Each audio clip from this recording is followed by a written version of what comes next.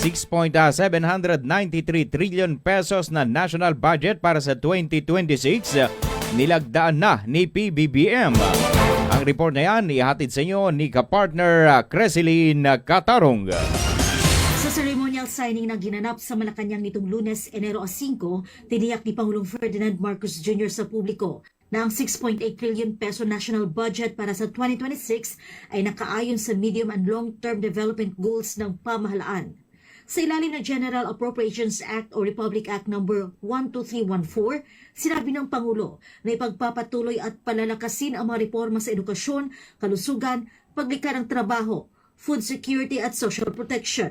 We are at a critical juncture in the implementation of this administration's medium-term development plan and on the cusp of sweeping reforms in politics and in governance. The 2026 General Appropriations Act is a vital component in all of these.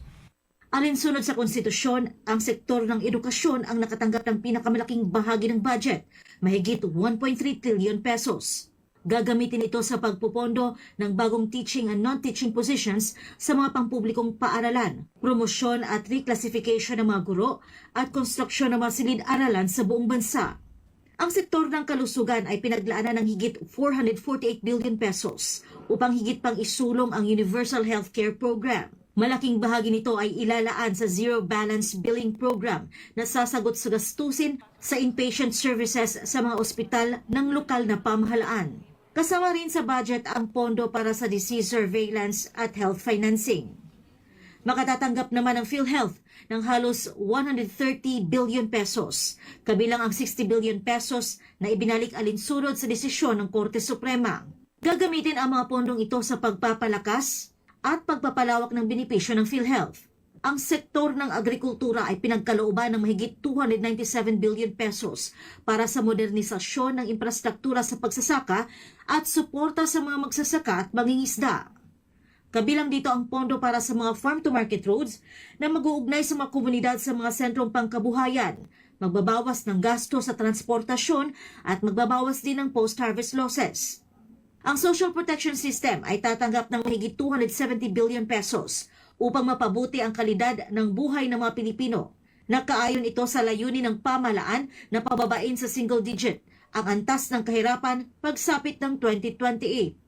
Naglaan din ang budget ng karagdagang pondo para sa militar at uniform personnel, kabilang ang pagpapatupad ng updated base pay schedule at pagtaas ng subsistence allowance ng mga key defender ng bansa. We thank all members of Congress for the principled exercise of its power, all of the purse, and for the meaningful reforms undertaken to widen participation, to strengthen accountability throughout the budget authorization process. Binanggit din ng Pangulo na sa bisa ng pagpapatibay ng 2026 General Appropriations Act, ang 2025 national budget ay itinuring na reenacted at nanatiling may bisa hanggang Enero 4 ngayong taon. Para sa Diyos at sa Pilipinas kong mahal, ito si Creseline Catarong, SMNI News.